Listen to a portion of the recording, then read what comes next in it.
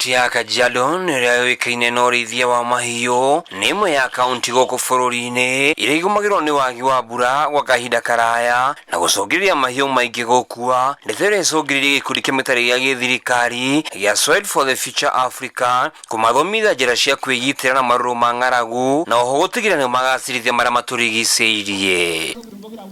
Huu mradi sana sana inawafaa Wamasai kwa sababu mara mingi wameathirika na mambo ya kiangazi, ng'ombe zao zimekufa na maisha yao, wakati ng'ombe inakufa maisha yao inaharibika pia.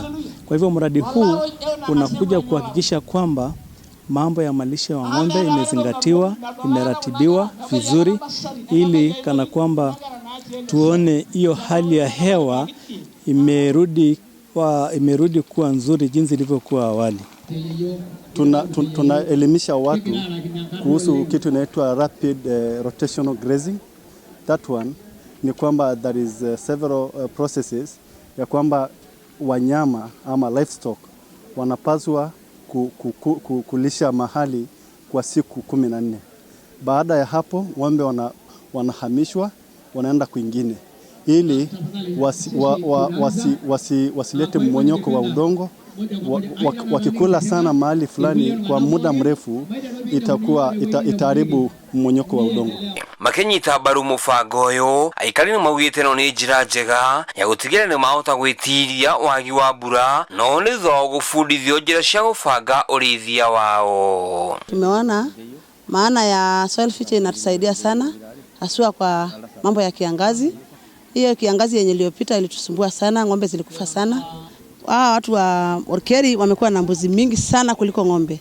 Sasa mbuzi inamaliza nyasi na tumekuwa tunapeleka mbuzi kila mahali, na kuanzia sasa tumejua kwamba hiyo inatuletea madhara mingi wakati wa kiangazi. Katika hiyo hali tumeona ya kwamba management ya mifugo yetu iko nzuri. Ya kwanza, nyasi haitaisha haraka. Tena kuna ile kucontrol, tunaweza wametuonyesha njia ambayo tunaweza control ardhi yetu. MCA wa wodi ya Magadi Isaac Risi nĩ augĩte mĩtambunge ya kaunti ya Kajiado nĩ meharirie gũthondeka watho ũrĩa kũgitĩra aikari kumana na tũrĩa-nĩme. Yes, I think this is the way we should all go, because as far as land is a resource and we were blessed to have passed in an assembly a county spatial plan. So within now the county spatial plan, which gives us a direction on how we are going to manage our land, together with our grazing patterns and the factors which this company, Carbon Credit Soil for the Future and Carbon Credit private investors, which we are engaging ourselves with, are running. We are going to have a document which is governing all of us, and we are involving community. So Geri Fortera Jeta TV Kuma Orkeri wodi